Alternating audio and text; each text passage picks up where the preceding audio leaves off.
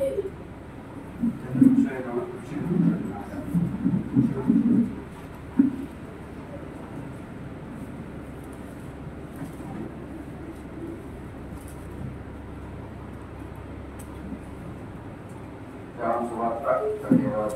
5వ వచనము. తండ్రి లోకము పుట్టక మునుపు నీ యొక్క నాకు ఏ మహిమ ఉండేనో ఆ మహిమతో నన్ను ఇప్పుడు నీ యొక్కతో మహిమపరచము. ఆ మహిమతో నన్ను ఇప్పుడు నీ యొక్క మహిమపరచము. చిన్న ప్రార్థన. కృపకైన తండ్రి యేసుక్రీస్తు ప్రభువా, ఈ యొక్క పరిశుద్ధ నామానికి చదవబడిన వాక్యాన్ని ఆయన నాగరికులు విరిచి కొట్టించండి నాయన. నిజంగా నీ వాక్యం నీవే సొంత దర్శనవారిని బలవాదకండి నాయన. ఈ వాక్యం నీవే మాకు బయలుపరచుకోవాలని సందేశపరచుకోవాలి. నిజంగా ప్రభావాన్ని ఏ మనుషుడు ఈ వాక్యం అనువాదం చేయడు నాయన. ఎందుకంటే మనుషుల చేత రాయబడింది కాదు నాయన, ఈ పరిశుద్ధాత్మ ప్రేరణ ద్వారా రాయబడింది నాయన. ఓ తండ్రి ప్రభావ మనుషులకు ఇచ్చినటువంటి కాదు కానీ పరిశుద్ధాత్మ ప్రేరణ ద్వారా ఇది రాయబడింది నమ్ముతున్నాను ప్రభావ. ఒకసారి కృత చేత ఈ చదవబడిన వాక్యాన్ని మా వినికిలో విరిచి పంపించండి. వాటితోని బలహీనని మట్టి వాడిని ఎదికి లేని వాడిని ఈ సభకు నిలబడ్డాను కూడా అర్హత లేని వాడిని ప్రభావ. ఓ చదువులని ఆమెను ఒకసారి జ్ఞాపకం చేసుకుని వాక్యం ద్వారా అందరినీ పోషించడం నడిపించి బలపరచండి. మాకంతా ప్రవణికే చెల్లిస్తూ యేసుక్రీస్తు ప్రార్థించండి.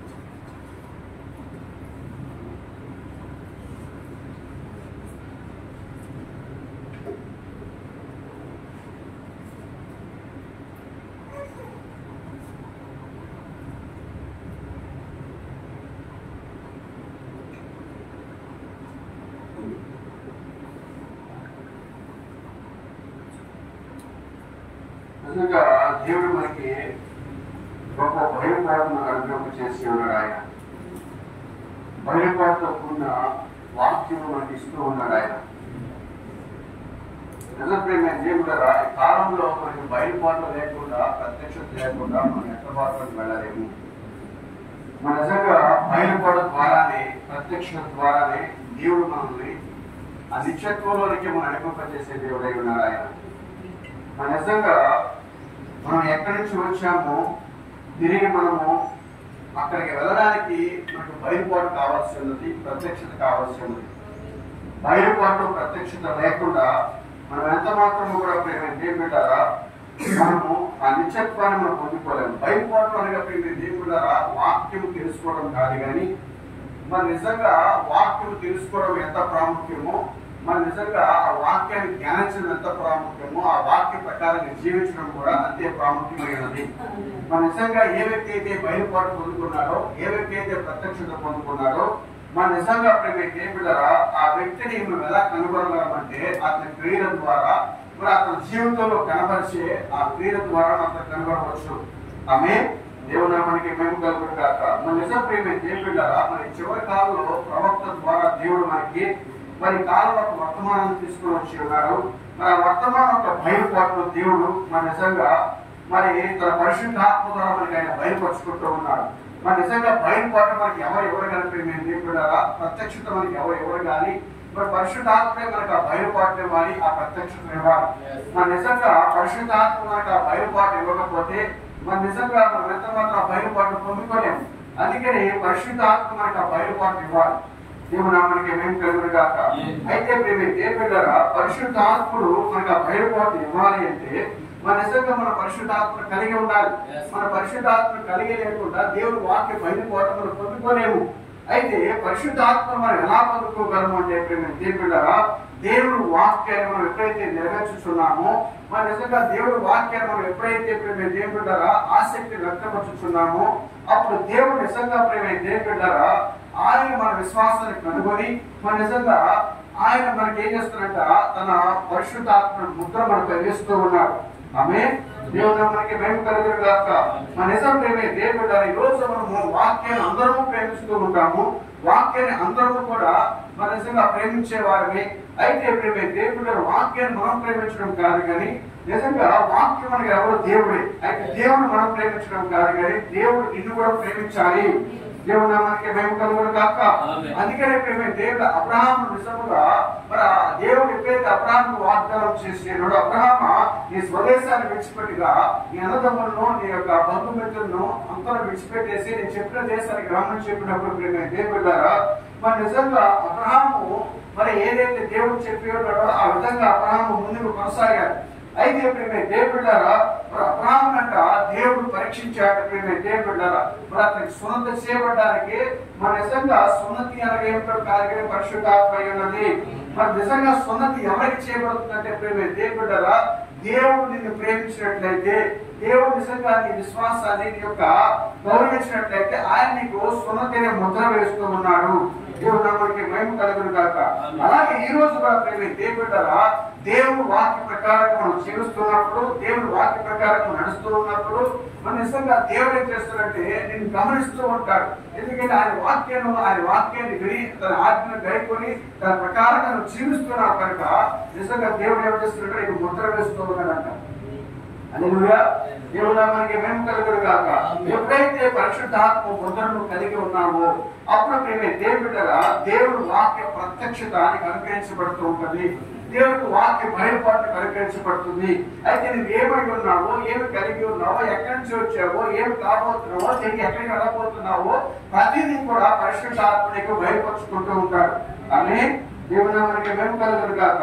అందుకనే దేవుడారా మార్కు సువార్త 4వ అధ్యాయంలో మరి ఆ మాట చెప్తున్నాడు. చూడండి ఒకసారి. పరలోక రాజ్య మార్గము నీకు బయలుపరచబడి ఉన్నది అని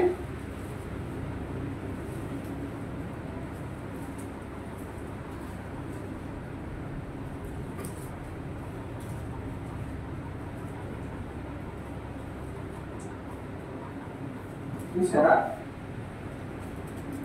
శుక్రవారం చదివా మర్చిపోయారా?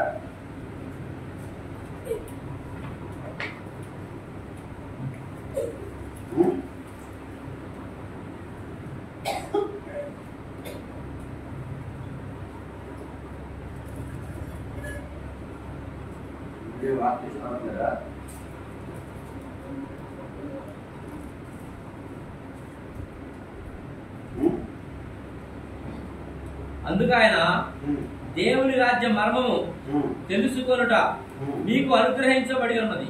కానీ వెలుపల నుండి వారు ఒకవేళ దేవుని వైపు తిరిగి పాప క్షమాపణ పొందుదరని వారు చూచుటకైతే చూచి కనుగొనకను వినుటకైతే వినియు గ్రహింపకయు నుండుటకును అన్ని ఉపమాన రీతిగా వారికి బోధింపబడుతున్నవని వారితో చెప్పాను.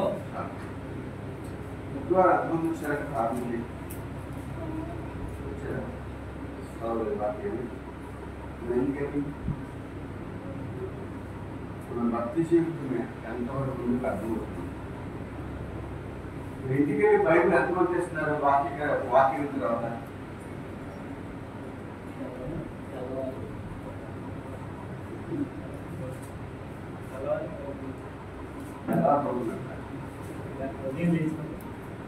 వాక్యం చుట్టూ చదివారా?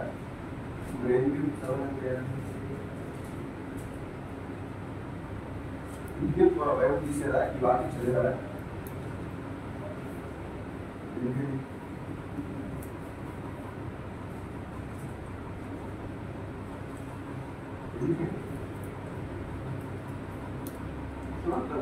మిమ్మల్ని మోసం చేసుకుంటున్నారు. మిమ్మల్ని మోసం చేసుకుంటున్నారు. క్రైస్తవులము, ఇంటర్నేషనల్ బిలీవర్స్, మేము పైకి వెళ్ళిపోతాము, అనుకుంటున్నారు. కానీ ఈ వాక్యం మీరు విని కూడా బైబిల్ తీయలేకపోయారంటే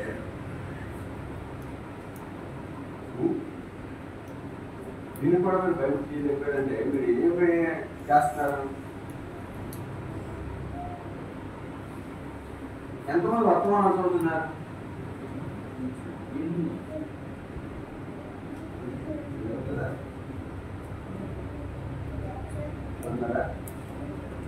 వర్తమానం చదువుతున్నారా?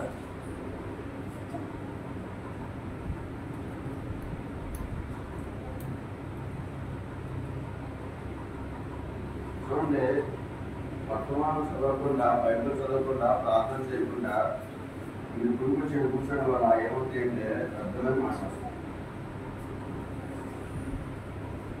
అర్థమైన మాట వస్తుంది.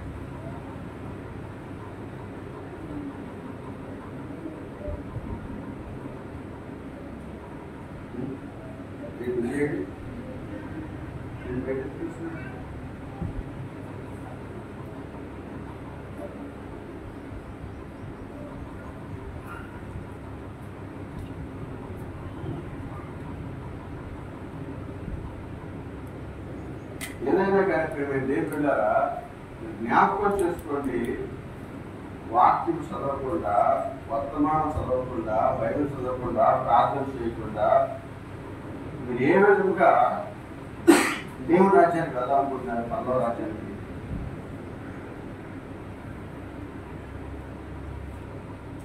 ఆశ గారిని మీరు మోసం చేయకుండా దేవుడు మోసం చేయగలిగారు.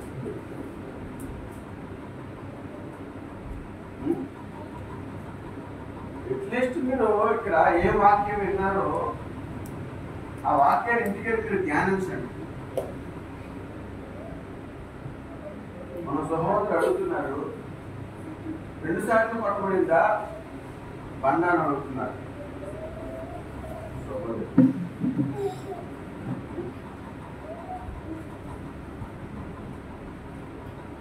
ఇంకోసారి ఎక్కడ కూడా ఏం చేయాలని అడుగుతున్నారు. ఎన్నిసార్లు మోసే బండ కొట్టాడు?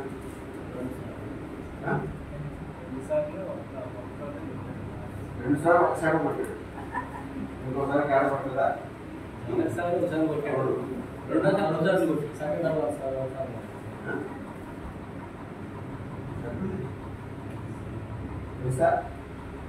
ఎక్కడ ఫస్ట్ సార్ అక్కడ కొట్టాడు, ఏ అధ్యాయంలో కొట్టాడు?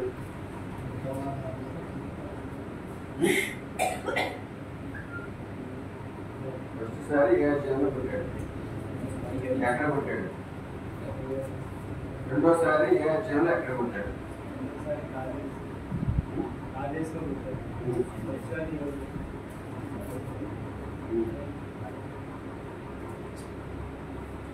ఒకసారి కాదేశ్ ఒకసారి.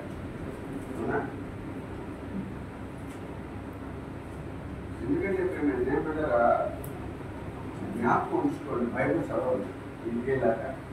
ఎందుకంటే ఎవరు నువ్వు అడిగారు అనుకోండి ఇంటికి తర్వాత ఈ భాస్కర్ ఏం వాక్యం చెప్పారు అయ్యా అని అడిగారు ఇప్పుడు ఏం చెప్తారు? ఏం చెప్పట్లేదా అని అడుగుతారు.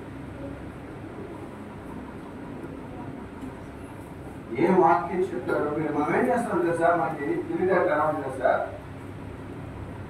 దేవుడి రోజుతో మాట్లాడి ఏం మాట్లాడాలో నాకు పరిశ్రమ చేయడానికి బదులుగా దాన్ని పక్కన పెట్టేసి బైబిల్ తీసి ప్రభుత్వం నాతో మాట్లాడాలనుకున్నాం. అవునా? దేవుడు సంఘంలోకి వచ్చి దేవుడు మనతో మాట్లాడి మాట పక్కన పెట్టేద్దాం, దాన్ని ధ్యానించాం. ఏం మాట్లాడుతాడో వాక్యం మనం ధ్యానించాం. కానీ బైబిల్ తీసుకొని మరేం చేస్తాం? ప్రభుత్వం నాతో మాట్లాడు. ఆల్రెడీ మాట్లాడాడు దేవుడు. మాట్లాడిన దాన్ని ఏం చేయాలి? దాన్ని ధ్యానించాలి, దాన్ని ఆచరణలో పెట్టాలి. దాన్ని పక్కన పెట్టేసి మనం ఏం చేస్తున్నాం? ఇంకోసారి అడుగుతున్నాం, ప్రభుత్వం నాతో మాట్లాడు. ఎంత మూర్ఖత్వంగా ఉంటుంది సార్. దేవుడు ఏమనుకుంటాడు? ఇంత అమాయకత్వం అనుకుంటారు. ఏ వాక్యం అయితే దేవుడు మనతో మాట్లాడాడో ఆ వాక్యాన్ని మనం ఇంటికి ధ్యానించాలి.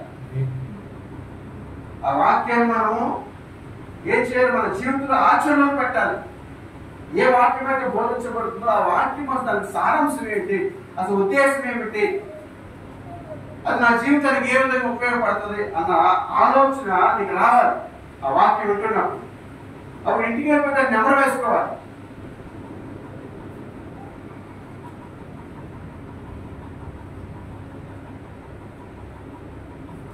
ఐదు 500 మంది 600 మంది ఉన్నారనుకోండి, 200 మంది పైన ఉంటే అందులో అంతగా అడగవలసిన పని లేదు. ఒక 100 పైన ఉన్నా కానీ 200 పైన ఉన్న జనాభా కానీ మీరు వాక్యం చదువుతున్నారా, బైబిల్ చదువుతున్నారా, వర్తమానం చదువుతున్నారా, ప్రార్థన చేస్తారా, పరిశీలన చేసి అడగవలసిన పని లేదు. వాళ్ళని అడగరు కూడా అడగరు. మనం కొద్దిమందే కాబట్టి ఆ కొద్దిమంది అయినా కానీ కూడా ఆ బైబిల్ ఆ వర్తమానం ప్రార్థన లేకపోతే వేస్ట్ అయ్యేది. ఆ 200 మంది గుంపులో కలిసి పెట్టే ఉంటుంది. మనం కూడా ఆ గుంపులో ఉన్నట్టే ఉంటుంది. గుంపులో ఎవరు పట్టించుకోరు, అందరిలో కలిసిపోతాడు.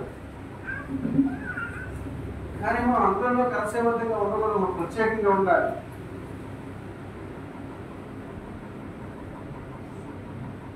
సమయం దొరికిన వల్ల బైబిల్ తీసుకొని చదవండి, వర్తమానం చదవండి, ప్రార్థన చేయండి. మీరు ఏదైతే చదువుతున్నారో నిజంగా సేవకుడికి చెప్తున్నప్పుడు నిజంగా నువ్వు చదివిన దానికి సేవకుడు మాట్లాడుతుంటే అప్పుడు కనిపిస్తుంది, పలానా వర్తమానం ఉంది కదా ఈ మాటలో, పలానా వర్తమానం ఈ మాట బాబు చెప్పారు కదా అంటే అప్పుడు నేను సంతోషిస్తాను. ఇంక మీరు బైబిల్ చదువుతున్నారు, వర్తమానం చదువుతున్నారు కాబట్టి. నేను ఏ వర్తమానం చెప్తున్నానో మీకు తెలియదు. నువ్వు వర్తమానం చదవకపోతే, బైబిల్ చదవకపోతే, నాకంటే మీరు ముందుగా చదివి ఉన్నప్పుడు దేవుడి గురించి అదే పదే మీతో మాట్లాడుతున్నప్పుడు మీ మనసులో మీ హృదయాలు నాటిపోతుంది ఆ మాట.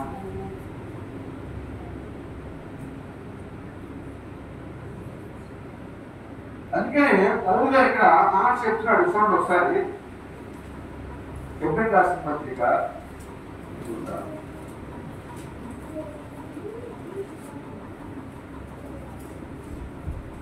5వ అధ్యాయము చూడండి. నేను చిన్నపిల్లలతో మాట్లాడినట్టుగా మాట్లాడుతున్నాను, తెలియని వారితో మాట్లాడకపోతుందని చెప్పారు. ఇక్కడ 11వ వచనం చూడండి ఒకసారి. ఎబ్రిల్ రాసిన పత్రిక 5వ అధ్యాయము. మేము చెప్పవలసినవి అనేక సంగతులు ఉన్నవి కానీ మీరు వినుటకు మందులైనందున వాటిని విశదపరచుట కష్టము. కాలమును బట్టి చూచితే మీరు బాధకులుగా ఉండవలసిన వారే ఉండగా దేవోక్తులలో మొదటి మూల పాఠములను ఒకడు మీకు మరల బోధింపవలసి వచ్చింది. మీరు పాలు త్రాగవలసిన వారే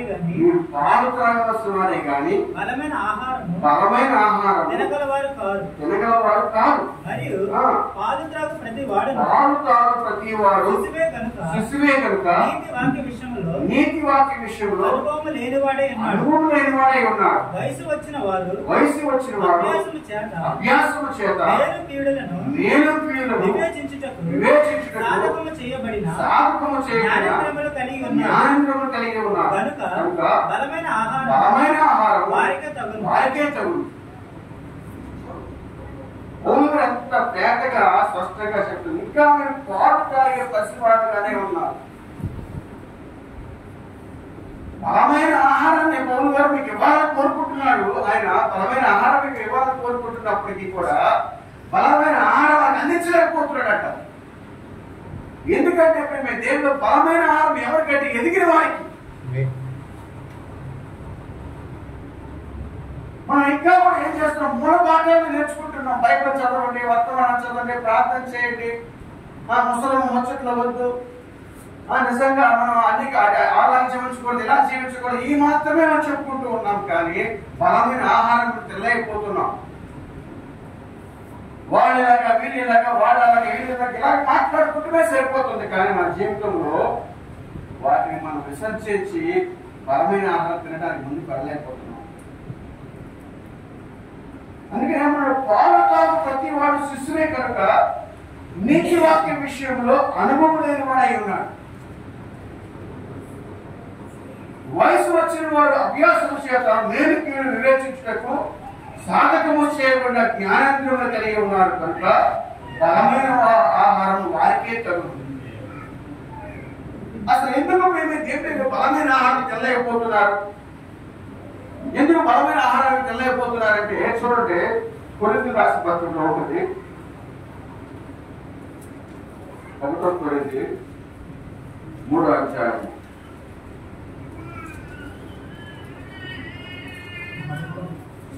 1 కొరింథీ 3వ అధ్యాయం మొదటి నుంచి చూడండి 2 వచనాలు. సహోదరులారా, ఆత్మ సంబంధమైన మనుషులతో మాట్లాడినట్టు నేను మీతో మాట్లాడలేకపోతే శరీర సంబంధమైన మనుషులే అనియు క్రీస్తునందు పసి బిడ్డలే అనియు మీతో మాట్లాడవలసి వచ్చింది. అప్పటిలో మీకు బలము చాలకపోయినందున పాలతోనే మిమ్మును పెంచితిని గాని అన్నంతో మిమ్మల్ని పెంచలేదు. మీరు ఇంకా శరీర సంబంధులై ఉండడం వలనే ఇప్పుడు మీరు బలహీనులై ఉన్నారు కదా. మీలో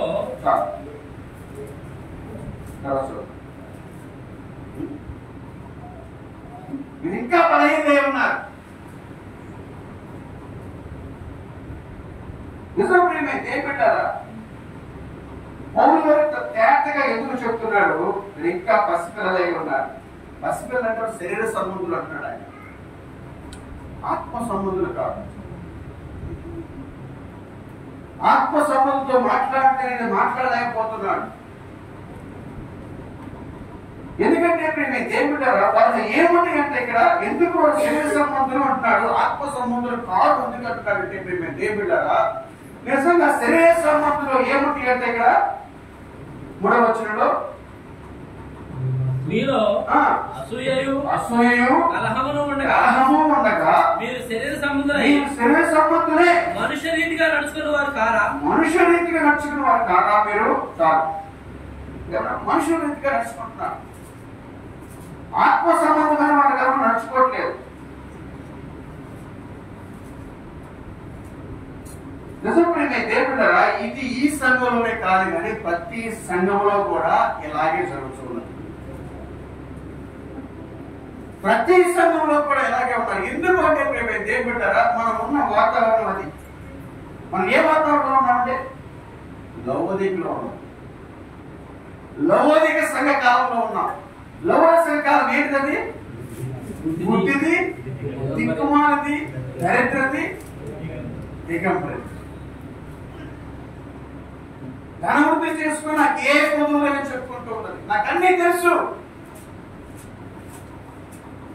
అటువంటి పరిస్థితుల్లో సంఘం ఉండిపోయింది.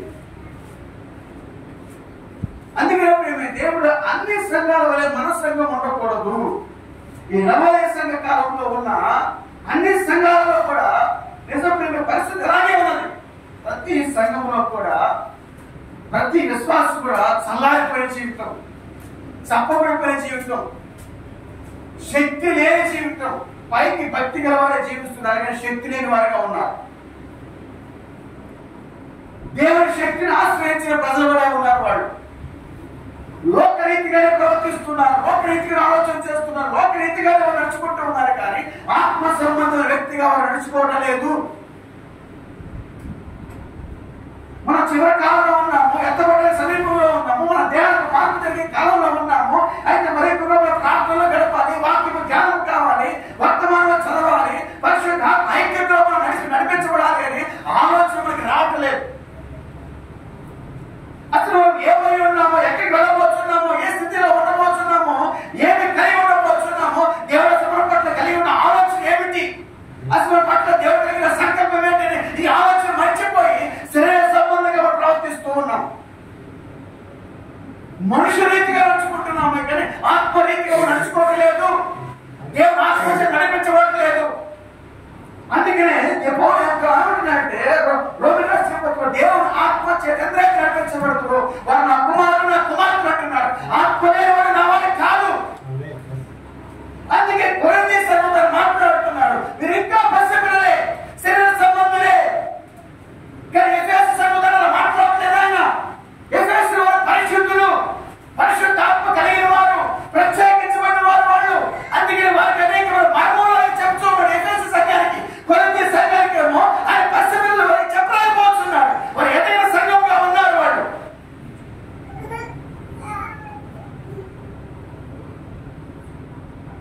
ఎఫెసీయులు 1వ అధ్యాయం ఏం చేస్తున్నాడు అక్కడ?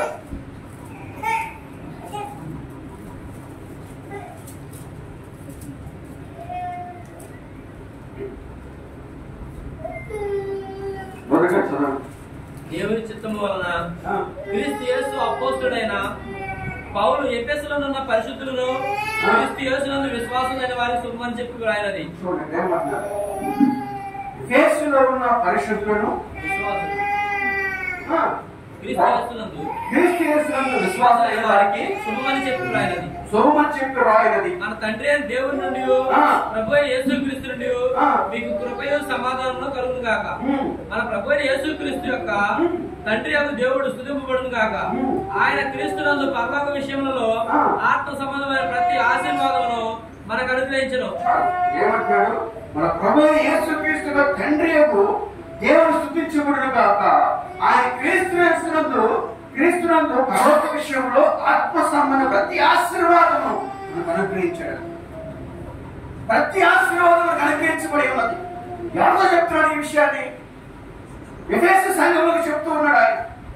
అయితే ప్రియమే దేవుడు వారు ఎట్లా మాట్లాడుతున్నాడు? లోకంతో మాట్లాడుతున్నాడు. ఎట్లనగా తన ప్రేమియందు తాను ఉచితంగా మనకు అనుగ్రహించిన తన కృపా మహిమకు కీర్తి కలిగినట్లు తన చిత్త ప్రకారమైన దయా సంకల్పము చొప్పున యేసుక్రీస్తు ద్వారా తనకు కుమారుగా స్వీకరించుకొని మన ముందుగా తన కోసం నిర్ణయించుకొని మనము తన ఎదుట పరిశుద్ధులను నిర్దోషులై ఉండవలని జగత్ పునాది వేయబడక ముందే ఆయన క్రీస్తులో మనల్ని ఏర్పరచుకొని జగత్ పునాది వేయబడక మునిపే తన ప్రేమ చేత క్రీస్తులో మనం ఏర్పరచుకున్నాడు.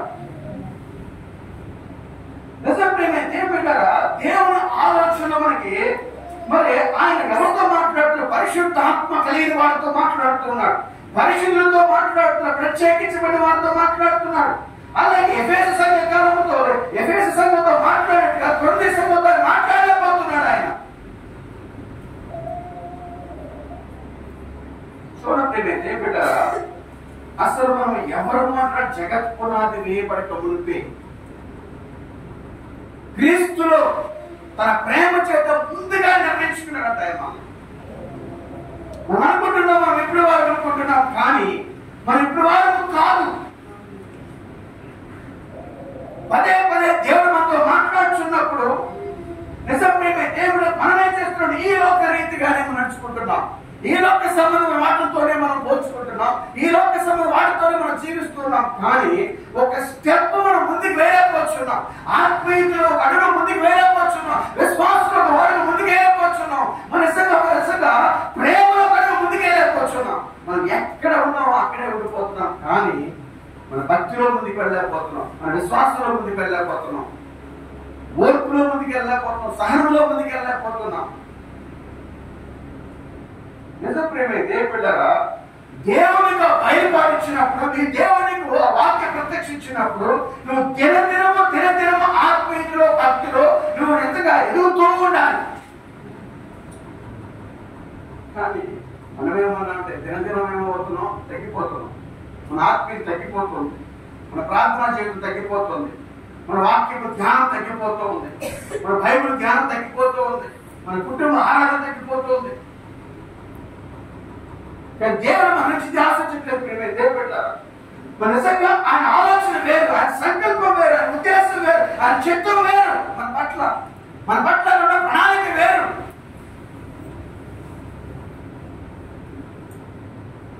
దేవుడు మన పట్ల కలిగి ఉన్న ఆలోచన వేరు. కానీ మనమేం చేస్తున్నామంటే దేవుడు మన జీవితాల్లో ఎంత మాత్రం కూడా ముందుకు వెళ్ళకపోతున్నాం. దేవుడు ఎప్పుడు కూడా ఏం చేస్తున్నాడంటే దేవుడారా, చూడండి ఆయన ఒక మాట మాట్లాడుతూ ఉన్నాడు. శాశ్వతము నిత్యమైనది, ఈ రెండింటికి మధ్య వ్యత్యాసం ఉందంటున్నాడు ఆయన. శాశ్వతమైన దానికి, నిత్యమైన దానికి. శాశ్వతము అంటే మనం ఏమనుకుంటాం ప్రేమ దేవుడారా, అదే మనం ఫైల్ అనుకుంటాం. కానీ ప్రభుత్వం ఏమన్నా అంటే శాశ్వతమైన దానికి కొంత దూరము. నిర్దేశించబడిన సమయము అంటున్నాడు. శాశ్వతము అనే దానికి ఒక నిర్దేశించబడిన సమయము. అయితే నిత్యమైనది అనే దానికి దేవుడు నిరంతరం నిలిచి ఉండేది అంటున్నాడు. శాశ్వతము అనే దానికి నిత్యమైన దానికి ఆయన జ్ఞానాన్నిటికీ వివరిస్తూ ఉన్నాడు.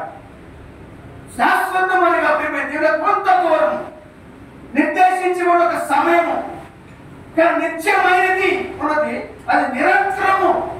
అంటే నిరంతరము అనగా అంతము లేనిది. అది అంతమైనదానికి శాశ్వతము అనగా దేవుడు ఒక కాలం వరకు ఒక సమయం వరకు నిర్దేశించబడిన గడియ అని చెప్తూ ఉన్నాడు. అయితే నిత్యమైన దానికట అది నిరంతరము నిలిచి ఉండేది. అంటే దేవుడు నిరంతరము అనగా దానికి అసలు అంతమే వచ్చినాడు. అయితే అంతము దేనికి లేదు అంటే దేవుడు ప్రారంభం దేనికైతే ఉన్నదో దానికి అంతం ఉన్నది, కానీ ప్రారంభం దేనికైతే లేదు దానికి అంతమే లేదు అంటున్నాడు ఆయన. ప్రారంభమైన ప్రతి దానికి కూడా అంతమే లేదంటున్నాడు ఆయన. అందుకని దేవుడికి నిజముగా ఆయనకు ప్రారంభం లేదు కనుక ఆయనకు అంతమే లేదంటున్నాడు. అయితే దేవుడు నీవున్నట్లయితే అందుకని అపోస్తలుడైన పౌలు గారికి ఏమంటాడంటే జగత్పునాది వేయబడక మునుపే క్రీస్తు యేసు మనస్సులో ఆయన్ని కలిగి ఉన్నాడు అంటున్నాడు ఆయన. అయితే దేవుడికి అంత ఆది ఏదిగా లేదు, అలాగే నీకు కూడా ఆది లేదు. ఆయనకి ఆది లేదైతే నీకు ఆయనకు అంతం లేదు, ఆయనకి అంతం లేకపోతే నీకు అంతం లేదు. అందుకే దేవుడు హెబ్రీ రాసిన పత్రిక 7వ అధ్యాయంలో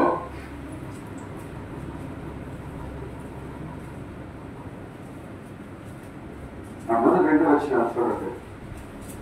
రాజులను సంహారం చేసి తిరిగి వస్తున్న అబ్రహామును ఎవడు కలుసుకొని అతను ఆశీర్వదించనో, ఎవరికి అబ్రహాం అన్నిటిలో 10వ వంతు ఇచ్చనో ఆ షాలేము రాజును మహోన్నతులకు దేవుని యాజకుడనైన మెల్కీసెదెకు నిరంతరము యాజకుడిగా ఉన్నాడు. అతని పేరుకు మొదట నీతికి రాజనియు తర్వాత సమాధానపు రాజనియు అర్థమిచ్చినట్టు షాలేము రాజుని అర్థము. అతడు తండ్రి లేనివాడును తల్లి లేనివాడును వంశావళి లేనివాడును జీవిత కాలమునకు ఆది అయినను జీవమునకు అంతమైనను లేనివాడై దేవుని కుమారుని పోలి ఉన్నాడు. చూడండి, దేవుడు తల్లి లేనివాడు తండ్రి లేనివాడు వంశావళి లేనివాడు జీవిత కాలమునకు ఆది అయినను జీవముకు అంతమైనను లేనివాడు అంటారు. అయితే దేవుళ్ళారా దేవుడు నిజముగా ఆయన ఆరంభం చూపిస్తూ ఉన్నాడు. అసలు ఆయన ఎక్కడ ఉన్నవాడు అంటే దేవుళ్ళారా ప్రవక్త చెప్తున్నట్టే ఈ విశ్వం అనేది లేక మునిపే ఈ సూర్యుడు చంద్రుడు నక్షత్రములు మరి ఈ యొక్క సముద్రములు నిజంగా ఈ పర్వతములు ఏమీ లేకపోతే భూమి యొక్క పరమాణువు లేక మునిపే ఆయన ఒంటరిగా ఉన్నాడంట. అసలు గాలి వెలుగు తేమ ఏమీ లేక మునిపే చూడ ఆయన ఒంటరిగా ఉన్నాడంటే ఆయన తానుగా ఉన్నవాడు. ఇప్పుడు మనం చూస్తున్నాం ఈ గాలి సముద్రంలో చెట్లు నిజంగా పర్వతాలు మరి నిజంగా సూర్యుడు చంద్రుడు నక్షత్రములు మరి ఇవన్నీ సముద్రాలు అన్నీ కూడా దేవుడారా లేక మునిపే ఆయన తనకు తానుగా ఒంటరిగా జీవిస్తూ ఉన్నాడు ఆయన. అయితే దేవుడారా ఆయనలో నుంచి దేవుడా తనకు తానుగా జీవిస్తున్నవాడు ఏమనంటే ఆయన ఆత్మై ఉన్నాడు. ఆయన ఆత్మరూపిగా ఈ విశ్వంలో తిరుగుతూ ఉన్నాడు, ఈ సూర్యుడు తిరుగుతూ ఉన్నాడు. ఆయన అసలు వెలుగు లేదు, చీకటి లేదు, గాలి లేదు, సముద్రం లేదు, ఆకాశ నక్షత్రం లేదు, సూర్య చంద్రుడు లేవు, ఏమీ లేవు. లేనప్పుడే ఆయన ఒంటరిగా తనకు తానుగా ఆయన దేవుడు కాక మునిపి అంటున్నాడు. అప్పుడు ఒంటరిగా జీవిస్తున్నాడు దేవుడు. ఆయన మాత్రమే ఆత్మరూపిగా సంచారం చేస్తూ ఉన్నాడు. అయితే ఆయనలో నుంచి ఒక వెలుగు బయటకు వచ్చిందంటే దేవుడు. ఆ వెలుగే లోగోస్ అంటూ ఉన్నాడు. ఆయనలో ఒక వెలుగు వచ్చింది, ఆ వెలుగే సమస్తము సృష్టించిందంటే దేవుడు. ఆది కాండలో మొదటి అధ్యాయంలో ఉన్న ఆ సమస్తాన్ని కూడా సృష్టించి కనిపించింది ఏమిటంటే ఆ లోగోస్ ఎవరో కాదు కానీ ఒక కుమారుడై ఉన్నాడు అంటున్నాడు ఆయన. ఆ అనంతమైన నిజంగా దేవుళ్ళ నుంచి ఒక లోగోస్ ఒక కుమారుడిగా బయటకు వచ్చినప్పుడట, ఒక వెలుగుగా బయటకు వచ్చినప్పుడు ఆయనే దేవుడు ప్రవర్తన అదొక థియోఫనీ అంటున్నాడు. అదొక థియోఫనీ. నిజం, అదొక మానవ నిర్మాణంగా కనబడుతుందంట థియోఫనీ. ఒక మనిషి రూపంగా కనబడుతుందంట ఆ థియోఫనీ. ఎందుకంటే ఏమంటారా, అది నిజంగా మోషే ఒక రోజు ఏం చేస్తారంటే, ప్రభువా నేను చూడాలనుకుంటున్నాను అన్నప్పుడు నన్ను చూడలేమన్నాడు ఆయన. అయితే నువ్వు నన్ను చూడాలనుకుంటున్నా కాబట్టి నేను ఆ బండలో ఆ పర్వతం నుంచి వెళ్తా ఉంటాను, ఆ బండలో సంతోషం చూడన్నాడు మోషే. ఆ పర్వతం భగవంలో చూడు. అయితే ఏమిటరా దేవుడు అలా వెళ్తున్నప్పుడు ఆ బండ సందులోంచి మోషే పర్వతం చూస్తున్నప్పుడంట ఎలా ఉందంటే ఆయన వీపు భాగం ఏర్పడిందంట. ఒక మనిషి లాగా, ఒక మానవ రూపము ఎలాగైతే ఉంటుందో ఒక మనిషి అలాగే తన వీపు భాగము ఆ మోషే కనపడిందంట. ప్రవక్తలు థియోఫనీ అంటున్నాడు. ఆ గొప్ప అనంతమైన దేవుడు వచ్చి ఒక వెలుగు బయటకు వచ్చింది. ఆ వెలుగు లోగోస్ ఏదో కలిగి అది థియోఫనీ అంటున్నాడు ఆయన. ఆ థియోఫనీలో ఏమిటారా శరీరధారిగా మన మధ్య కృపాసత్య సంపూర్ణంగా మన మధ్య దిగి వచ్చి మన కోసం కొట్టబడి ఉన్నాడంట ఆయన.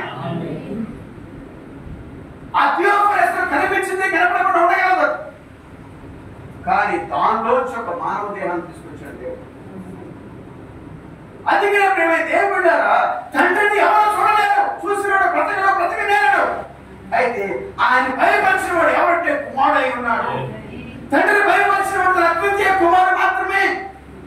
అందుకే శరీరధారిగా యేసు ప్రభువు లోకానికి దిగి వచ్చి అంటున్నాడు, మీరు నన్ను చూసినట్లయితే నా తండ్రి మీరు చూశారు. నేను నా తండ్రి ఏకమై ఉన్నాము.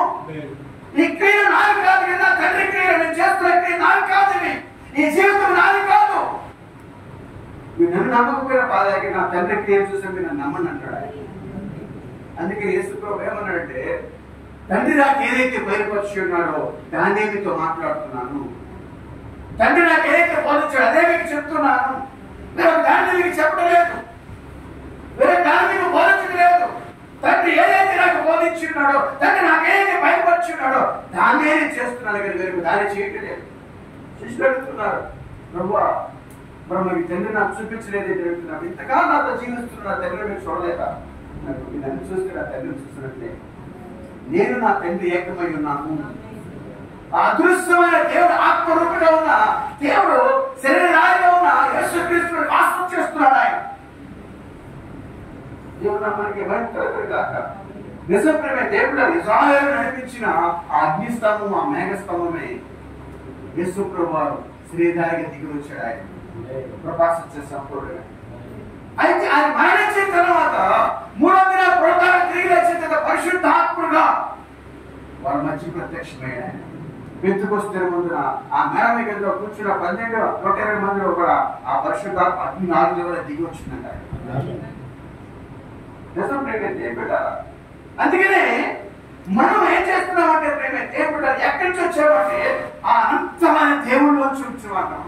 అందుకని పౌలు గారు దాంతో మాట్లాడుతూ ఎఫెసీయులతో మాట్లాడుతున్నాడు, జగత్ పునాది వేయబడక మునిపే నువ్వు క్రీస్తులో ఉన్నవాడివి. అయితే ఈ భూమి మీద ఒక అణువులు లేక మునిపే, గాలి, సముద్రము, నీరు, సూర్యచంద్రుడు, నక్షత్రములు ఇవేమీ లేక మునిపే నువ్వు ఆయనలో ఉన్నావు. నువ్వు ఈ లోకానికి వచ్చావు కానీ ఒక తల్లి ద్వారా ఒక తండ్రి ద్వారా వచ్చావు కానీ ఏమిటారా. అయితే నీకు ప్రారంభం ఇది కాదు కానీ నువ్వు అసలు ప్రారంభం లేని వాడివి. నువ్వు అక్కడ ఉన్నవాడివి, ఆ నిత్యత్తులో ఉన్నవాడివి, కాలము లేని లోకంలో ఉన్నవాడివి. అందుకే పౌలు ప్రేమ దేవుడారా ఆయన మనకి తేటగా స్పష్టంగా మాట్లాడుతూ ఉన్నాడు. అయితే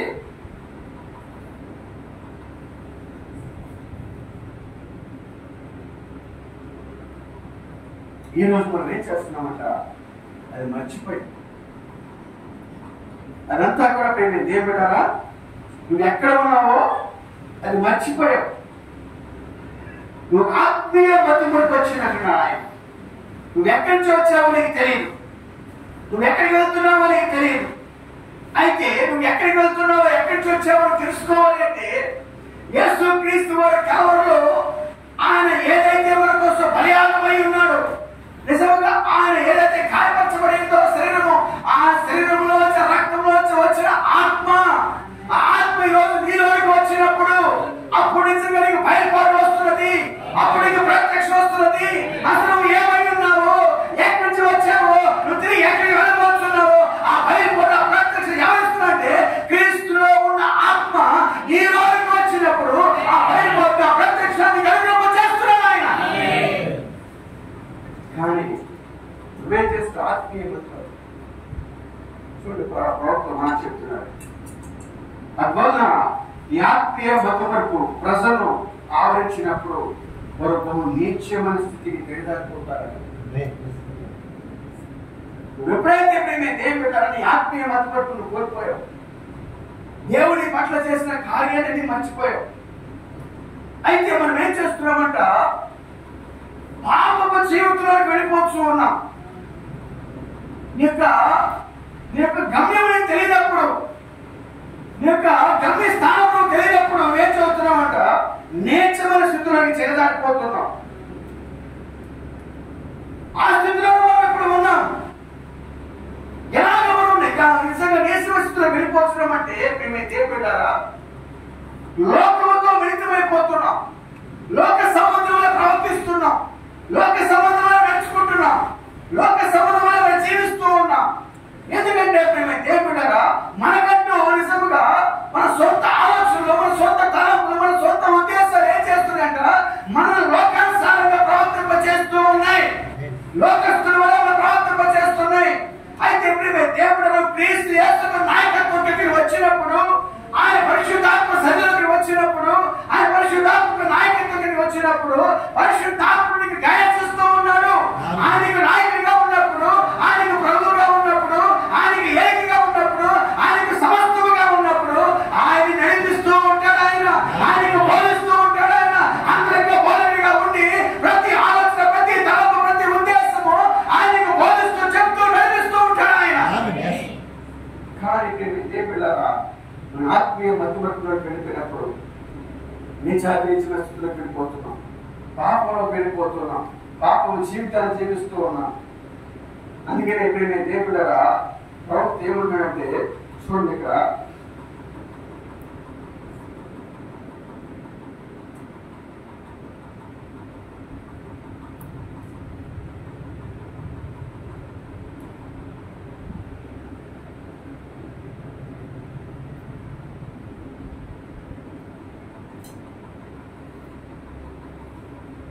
వారికి కావలసిన వారు కోరుకుని వారికి ప్రపంచం కావలసి ఉన్నది.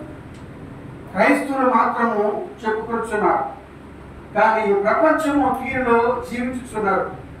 వారు ప్రపంచంలో జీవించు మరి లోకము ప్రవర్తించిన రీతిగా జీవించు వారు నడుచుకొచ్చున్నారు, కానీ వారు క్రైస్తవులు చెప్పుకొచ్చున్నారు. చూడండి ఎంతో చక్కగా ప్రవక్త ఆత్మీయ మధ్యవర్తుల వర్తమానం చెప్తున్నారు. ఆయన వారికి కావాల్సిందని వారు కోరుకొచ్చున్నారు, వారికి ప్రపంచం కావాల్సి ఉన్నది, కానీ పేరు క్రైస్తవులు. కానీ ప్రపంచం ఎలా జీవిస్తున్నదో నేను కూడా వారు అలాగే జీవిస్తూ ఉన్నారు, ప్రపంచంలో జీవించిన ఆ మనుషుల రీతిగా. కానీ ప్రవక్త చూడండి, అది నీకు బాగుగా తెలిసి ఉన్నది. దానికి కారణం ఏమనగా ఆత్మీయ మధ్యవర్గు. ఎవరో వారికి తెలియట్లేదు, వారు ఏమి చేయవలసి ఉన్నదో వారు దాన్ని మర్చిపోయారు. ఈనాడు ఒకరు ఆత్మీయంగా దేనినైనా చెప్పిన అది పూర్వ అలవాటు ప్రకారంగానే వారు దాన్ని త్రోసివేస్తున్నారు. వారు ఆ వ్యాధి ఎంతో ముదిరిపోయింది, నశించిపో స్థితిలో ఉన్నారు. అదేవిధంగా ఈనాడు క్రైస్తవులు ఆత్మీయంగా ఆత్మీయ కార్యములతో వారు గుర్తించబడలేదు. అదేవిధంగా ఈనాడు క్రైస్తవులు ఆత్మీయంగా ఆత్మీయ కార్యములతో వారు గుర్తించబడలేదు. ఇకపై వారు అక్కర్లేదు, పాపం వ్యాధి వారిని బహుశా బంధించి ఉన్నది, వారు దాన్ని అధికంగా ప్రేమించారు. చూడండి దేవుడు ఎంతగా ప్రవక్త ఆత్మీయ బతుమర్పులు వర్తమానంలో చెప్తున్నాడు. ఆయన ఆత్మీయమైన కాలంలో ఎంత మాత్రం కనబడట్లేదు. వాళ్ళు ఆ భక్తి జీవితం కనబడట్లా, ఆ ప్రార్థనా జీవితం కనబడట్లా, నిజంగా విశ్వాసం కనబడట్లా, ఆ ప్రేమ కనబడట్లేదు, ఆ ఓర్పు కనబడట్లేదు, ఆ సహనము కనబడట్లేదు ఆ జీవితాల్లో. కానీ ఎందుకు అంటే ఒక ఆత్మీయ మధ్యమరుపులో ఉన్నారు. ఎందుకు ఆత్మీయ మధ్యమరుపు వచ్చినట్టు దేవుడు పాపం వారిని, ఆ పాపం అనే వ్యాధి వారిని బాగా ముదిరిపోయింది వాళ్ళు. అయితే దేవుడు దాని నుంచి విడిపించగలిగిన వాడు ఎవరు అంటే ప్రభువు యేసుక్రీస్తు రక్తము మాత్రమే. ఎప్పుడైతే దేవుడు మీరు మారు మనసు పొంది పశ్చాత్తాపం పొందుతారు, మీ హృదయంలో ఉన్న పాపం పూర్తిగా తొలగిపోతున్నది. మీరు మారు మనసు పొంది పాప క్షమాపణ దిశగా పశ్చాత్తాపడినప్పుడు, మీ పాపముల మీరు పశ్చాత్తాపడినప్పుడు, మీలో ఉన్న ఆ చల్లదనాన్ని నిజంగా గురించి పశ్చాత్తాపడినప్పుడు ప్రవక్త సంఘాల్లో మాట్లాడేటప్పుడు దేవుడు ఒక పాపి పశ్చాత్తాపడవలసిన దానికంటే కూడా ఒక చల్లారిపోయిన వ్యక్తి మరి ఎక్కువగా పశ్చాత్తాపడాలి. ఒక పాపి పశ్చాత్తాపడే దానికంటే కూడా ఒక నులివెచ్చని స్థితిలో వెళ్ళిపోయిన వారు మరి ఎక్కువగా పశ్చాత్తాపడాలి అంటున్నారు.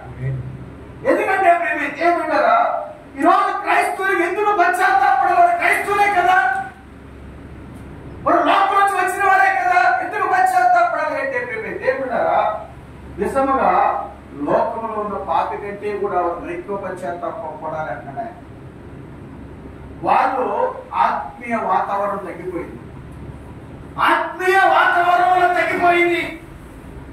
మన నిజంగా వాళ్ళు ఏం చేస్తున్నారంటే లోకానికి పాపానికి ఎక్కువగా బానిసలైపోయారు, లోక అలవాటుకి ఎక్కువగా బానిసలైపోయారు.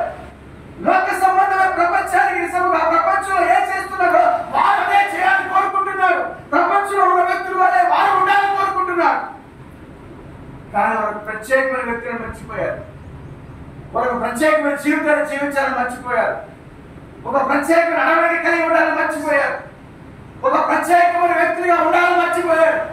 క్రైస్తవులు అంటే ప్రత్యేకించబడిన వారు, లోకం నుంచి వేరుపరచబడిన వారు, లోక ఆశ నుంచి, లోక తలంపు నుంచి, లోక సంబంధ కార్యాల నుంచి, వారి వస్త్రాల విషయంలో కానీ, వారి జీవితంలోనే కానీ, వారి ప్రవర్తనలోనే కానీ, వారి విధానంలోనే కానీ, వారి నాయకులనే కానీ ప్రతి విషయంలో కూడా వారు ప్రత్యేకమైన వారు. లోకముతో కార్యము కలిగే వారు కాదు వారు. కానీ దేవుడు ఈ రోజు లోకంలో చూస్తుంటే ప్రతి వారు క్రైస్తవులు చెప్పుకున్నారు. నేను క్రైస్తవులు అంటే క్రైస్తవులు అని చెప్పుకుంటున్నారు. కానీ దేవుడు క్రైస్తవులు అనగా ప్రత్యేకించబడిన వాడు అర్థం. క్రైస్తవులు అనగా క్రీస్తుని కలిగిన వాడు, క్రీస్తు యేసు ప్రణాక్షణ కలిగిన వాడు, క్రీస్తులో ప్రతిబింబించేవాడు. గుడికి వెళ్ళే వాళ్ళందరూ క్రైస్తవులు కాదండి, మరి గుళ్ళెప్పుడు ఉన్న వాళ్ళందరూ క్రైస్తవులు కాదండి. అయితే దేవుడు క్రైస్తవులు ఎవరంటే క్రీస్తుని కలిగిన వాడు, మారు మనసు పొంది పరిశుద్ధాత్మ పొందిన వాడు. అయితే దేవుడు క్రైస్తవానికి గుర్తు. ఎవరైతే పరిశుద్ధాత్మ కలిగి ఉన్నాడో వారు దేవుడు లోకానికి ఒక వింత వ్యక్తి అయి ఉన్నాడు, లోకానికి ఒక ప్రత్యేకమైన వ్యక్తి అయి ఉన్నాడు. లోకానికి తీసుకున్నప్పుడు దేవుడు వారు చూస్తే పరిశుద్ధాత్మ కలిగిన ఏ వ్యక్తిని చూసినా వారు ఏమంటారంటే ఒక పిచ్చివాడు, ఒక వెర్రివాడు, ఒక వింతైన వాడు అంటారు. అందుకని ప్రవక్త మార్చేప్పుడు హాట్వాడు వింత వ్యక్తి. దేవుడారా ఈ రోజు మనం అక్కడ ప్రత్యేకమైన వ్యక్తులుగా కనబడుతున్నాం ఆ లోకానికి.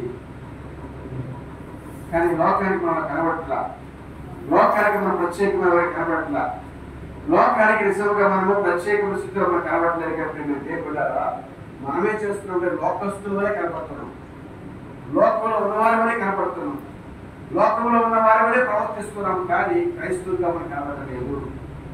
ఈరోజు దేవుడారా మన జీవితాలు ఏమై ఉంది అంటే దేవుడారా ఏమై ఉండాలి అంటే క్రీస్తుని కలిగిన వారిగా మనం ఉండాలి. క్రీస్తు లేకపోతే మనం లేవు.